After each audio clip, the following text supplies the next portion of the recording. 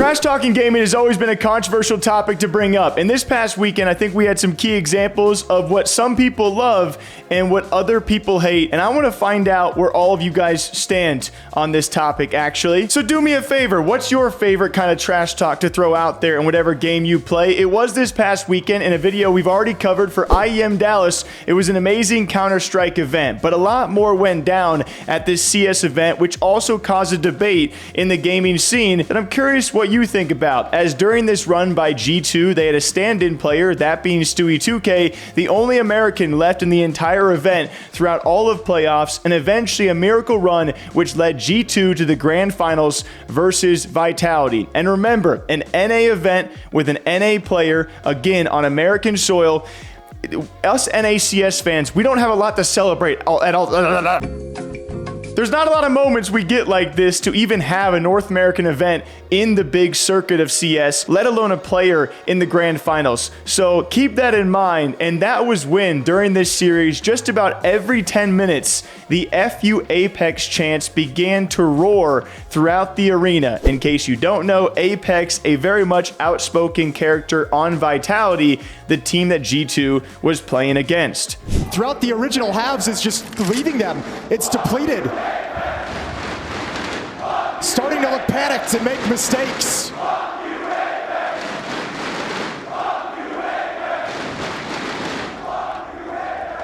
And the crowd have adapted a new favorite chant. They know their powers.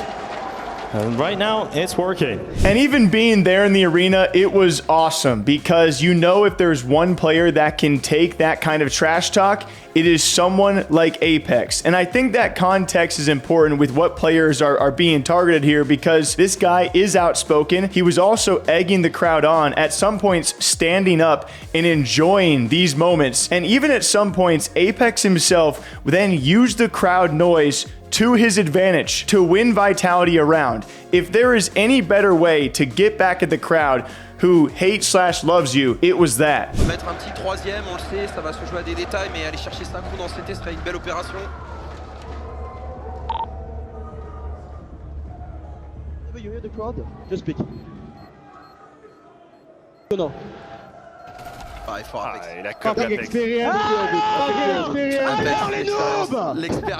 Like, have you ever seen someone just shouted at F you, and they were also saying some other things like F the French, thousands of people shouting that, and then moments later you're like, what's the best way I can get back at these people? Oh yeah, we're gonna use that against you guys. Like, there's no better way to shut up the crowd, even though they didn't shut up. And at some points I almost wish they would, because the louder the crowd chanted, the more near clutches that apEX had. Like, it was actually so much more fun to watch because of it. But as you guys can expect, these chants, they went viral, and it took over Twitter, it went to other Reddits out there, and it did cause a bit of a debate of, was this too far? The fans out there by the thousands saying F you to an individual player, that being apEX. And there were a variety of responses out there. I would say a majority of people realizing, this is awesome. This makes me want to watch the tournament, to watch the event, to watch apEX, to watch G2 try and take him down, and to watch NA try and back up their words of saying F this guy. Like, can you actually back it up and close it out? It was,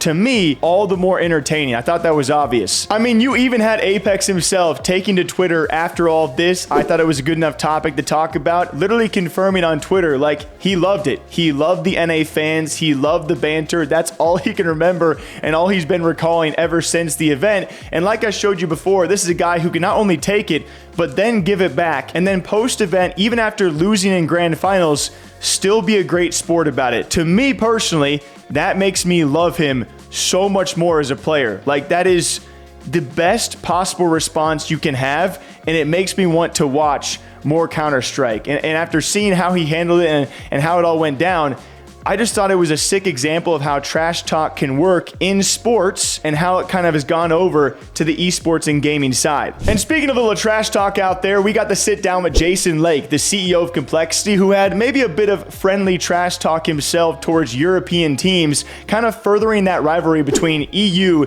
and NA, as he talks about European teams who came to North America and were complaining about jet lag.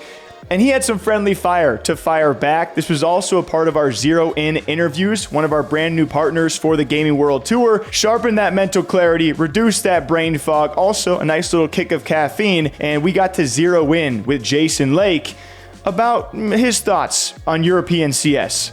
It makes me laugh my ass off. No disrespect, because they're my friends. I'm not taking shots or putting anybody down, but to hear the Europeans come over here and bitch about jet lag, it's like, motherfuckers, this is our life. This is our life. We live in your town, and then we're going over here, and then we're in Australia or whatever, where you get to play 80% of your career, you know, a 2-hour flight from your home. And that's fine. That's the way the Counterstrike scene has come out. But the chips are against North American players, and we got to grow some spines. We got to toughen up. We got to go out, figure out together how to kick some ass. I have so many friends in Europe, from the CEOs to the players themselves. I respect the hell out of the culture they've built. I respect the hell out of the teams that they have that are consistently top 5. You have to admire excellence, and they have excellence. But they also need to understand that the hills they need to climb are not the same that my players need to climb. So it makes me chuckle when they have to come over to Dallas and deal with a little bit of what we deal with all year round. So I am curious, when you guys see all of that context for this event, what do you think about it? Because there were still people out there upset by the NA chance, even though the player who was targeted was totally okay with it, and it made the moment all the better. All of this brought up ironically around the same time where in a different esport over in Valorant in VCT Shanghai, we saw Fnatic take a very early exit out of the event, which is unlikely of this roster, and one of their more, I would say, huge personalities in Boaster, always known to be just very out there, very extra, knows how to draw in a crowd and draw in people, was very not himself in a post-game interview, nearly in tears, and that clip started circulating. In what ways did you see that your team grew during this tournament? Well, I think, I mean, the crowd was good. I guess we have time now, well, a day or two. I don't know when our flight is, but I get to explore a bit of Shanghai now, I guess. That's a positive to the rubbish stuff. I don't know, like we didn't really get a chance to grow. So I don't think we had some nice rounds and some nice plays, but we didn't show, unfortunate. I mean, we had good opponents, but if you want to win, you have to beat anyone. Yeah, sorry. I don't know the answer to your question. Apologies. It's okay. Thank you so much. And what went viral over in the Valorant space was some people like Yinsu and many other players and teammates of Boaster and other Valorant pros defending the hate that he was getting online. I believe the initial tweet, which was now taken down by that poster, you know, it wasn't doing that well, although it was directly under the clip that we just played for you guys of Boaster clearly very upset, nearly in tears, right? And the person had screenshotted the scoreboard and said, get him off the roster. And so a lot of people coming to his defense saying, why are we attacking these players? Why are we going after these players? And for me, this is a totally separate situation from what went on with Vitality apEX. Because you have someone like Boaster who was clearly not in the right headspace, clearly very upset with either his or his team's performance and the result they had for their fans. And that is completely opposite of someone like apEX who really embraced the situation. Like, obviously, if apEX was crying on stage and was not enjoying it and the crowd was still saying F the French and like F you apEX, I would have felt bad, and that's not the right space to do it. But I think in esports and in sports, it really depends on the moment. And a lot of NA fans, they know who apEX is as a character. They know he's outspoken. He talks trash too, and they knew that he could take it and he could give it right back. So for the space of Boaster, I do agree. Like, it's not cool when people just randomly attack players, especially when they're down. I'm not down with that, but I do think it's a very different instance, you know, and thus saw very different reactions. We had CS fans loving apEX, loving the chants, loving the trash talk. We had Valorant fans not really enjoying that moment because they were two very different moments. And if you guys know someone who takes trash talk like apEX, leave a comment down below, because because I have a feeling one of you might also list Drazah, who I would say is the literal apex of the Call of Duty scene. If you guys don't know Drazah, definitely the target of tons of trash talk, tons of heat. Every LAN event he goes to, he gets the same treatment as apEX, as the FU Drazah chants are never in shortage, and he loves it.